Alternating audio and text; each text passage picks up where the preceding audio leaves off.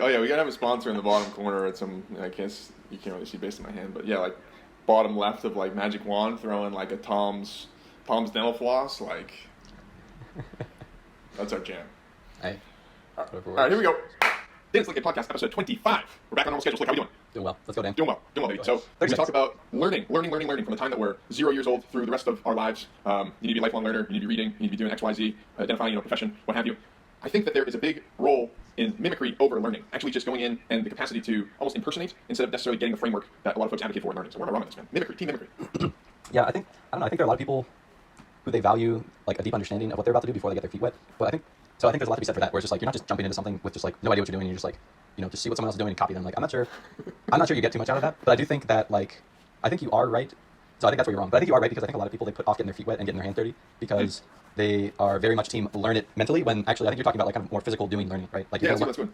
I like that. So yeah, before this I was trying to figure out how to frame this. I don't know if I necessarily framed it that well in my opener there. But yeah, I think it's the distinction between, I think of mimicry more as action and learning more as like the theory. And I think the real learners, where you get into the nitty gritty, is just diving into the deep end of the pool with, seeing what someone else does. And I think that's how we make a ton of progress as a society. And it's not just necessarily the folks that like have a traditional background in X, Y, Z. It's the folks that just kind of dive in the pool and willing to take the risks. I think those are more the mimickers, and then you see what folks have done before that are successful and say, hey, I want to do that. Yeah. So you're saying it sounds like it's kind of this feedback loop where you can't just have this like empty mimicry. Like you have to have this like reflective piece with it, and like that mimicry is a trigger for growth and learning and theory, and then mimic.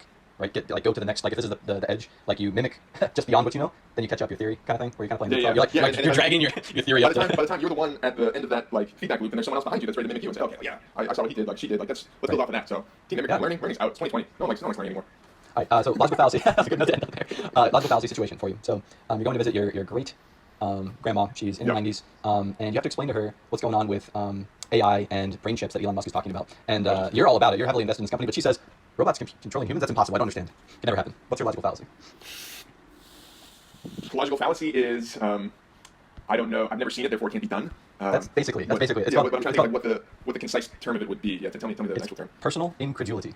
Ooh, so okay. Just because you can't wrap your head around the concept, that has basically no bearing on whether it's true or not, right? So you have to evaluate the context you're doing it in. And so I think this is really interesting because I think we're doing a pretty good job of shedding our natural bias to this fallacy. Like I think a long time ago when we weren't used to new things, like there was a lot of personal incredulity, just like that could never happen, man. And now it's like what can't happen. It's like I don't know. Especially like you think of Elon Musk with like he's really pushing the border of like what is possible for stuff, but there's not too much pushback. It's kind of just like okay, I'll take all my money and try that. Right. Yeah. At this point, it's the burden of proof is on the folks who are the traditionalists. Elon Musk, great mimicry as far as like seeing folks that are have done it before him. I don't know if he necessarily has he's an engineer, but anyway, what was I saying? It's funny. What's the old story that was like in the late 19th or 20th century? That'd be 19th century, late 1800s, before like I know it's like new farming equipment. They like created the cotton gin, and then they were like, okay, like this is the end of new inventions. Like our patent office is going to be ended now. Let's just kind of all go home and pack it in. Yeah, now it's completely changed as far as the cycle. There are these level shifts that we can't see going forward. We only see them going back. I think it's really interesting, especially the incredulity part of it. All right, incredulity. That's a good one. So let's have a conversation. So I work in sales, and I work on this idea around the conversation pie. So picture a circular pie, and at any given point, what flavor? The burden. It's apple. I like apple. Shout out New England. The pie, at any given point, the burden of conversation switches from one side to the other. So one side you're at 65%, the other side at 35%. Be more in the 65% over the 35%. More people want to talk to you. You'll be selling for days. I like that. So, yeah, I think this tip is interesting, though, because we talked about this a little earlier about like what burden means. So it's like you're the one. I think it means like you're kind of like guiding the conversation. In sales, that's definitely like where you want to be, right? You don't want to be like stumbling back and like, oh god, like let me check my notes. Like, yeah, that's interesting. Yeah, because earlier you said we joked about the idea of having a show where nobody or one of us takes a day off and one person does all the 4 seconds, 6 hours relatively unprepared. What have you? Not normal. I mean, not new. But the idea of, and my response is that I think it's actually harder to be the one responding because you're not really like dictating the conversation. So if you can be the one that's like creating a framework around the conversation and then listening off of that, you're the one that's like, even if you say significantly less words a lot of times, you're still the one that's kind of taking on the burden of that conversation and taking on the burden of that communication, and then from there you can start to influence people more in a positive way. So right. So I guess it comes down. I mean, there's different types of conversation, right? You have these conversations where you're trying to get somewhere, and then you have these conversations that are kind of like we don't know where we're going, but we're going to go there together. And then there's also like these like fake conversations that are just like kind of talking at each other but not really listening, right? So do you think it applies to those examples as well? Yeah, I think I'm thinking specifically of your last one. I think you want to do your best to have purpose in conversation. If you're just kind of speaking to each other reactively, it's going to be inherently less valuable than if you actually have, not to say that every conversation needs a direct agenda. Like, okay, today we'll talk about this, like just like our fucking web show here. But I'm saying like just normal. I thought about that. In 10 minutes we really like get through a lot. And what if we just had like a friendly conversation with somebody? Who's like, hey, like what are we talking about today? Okay, we got I've done like if I do friends call, we'll like legitimately have an agenda. Okay, we got to bang this out in half an hour. Like, anyway, I think magic wand here. Dan, also I think your AirPods stopped working. So magic wand here. So we're back in pre-colonial Europe, and there's this game theory where like to be a colonial just like juggernaut, that was like the only viable strategy to survive as a nation. So you have a magic wand. How do you recreate the game theory dynamics of Europe so that terrible colonialism doesn't just become the only strategy? Big ask here, but you have a magic wand. Yeah, it's very like Guns, Germs, and Steel, Jared Diamond E, right? I mean, dude, it's just like so competitive at that given point in time. It's like even if folks don't necessarily want to do it, like the incentive to do it is just so high. It's like how do you create better incentive on that front for folks not to be necessarily the first and not compete with others? I would say if we can find a way to magic wand to cooperate and create a united Europe as opposed to just small nation states. The Dutch competing with the Spanish, competing with the Germans. The Germans didn't really colonize all that much in the West, if I'm not mistaken. But I would say magic wand for some sort of unity at that early stage in our history would probably be so if the Habsburgs and the Bourbons had just married their kids at one point, this is all. Oh God.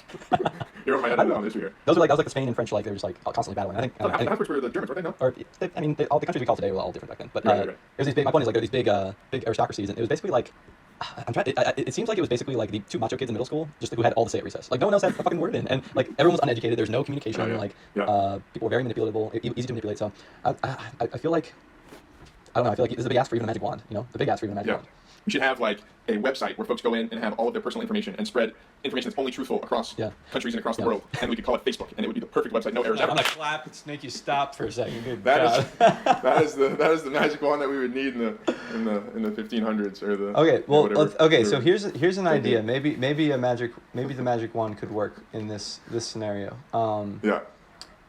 So what if you have a magic wand and instead, before people come to the Americas, you have a magic wand and you tell all the Americans, like 50 years before, that if you just send a few ships, right? A few ships with enough to scare, right? Enough to scare Europe shitless. Then they'll get their stuff together, unite against a common enemy, and maybe they'll work things out. I don't know, and maybe they won't. But then there'll be this weird, 2-continent war going on. So I don't know. So I honestly don't know what's better.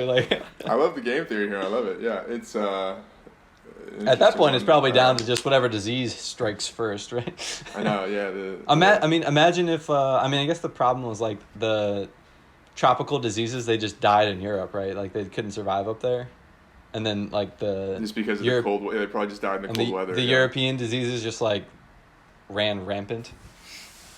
Yeah, it's another just the randomness of history that based on weather, and where people, lived for a number of generations, that made it easier for folks to colonize one area over another. Mm-hmm.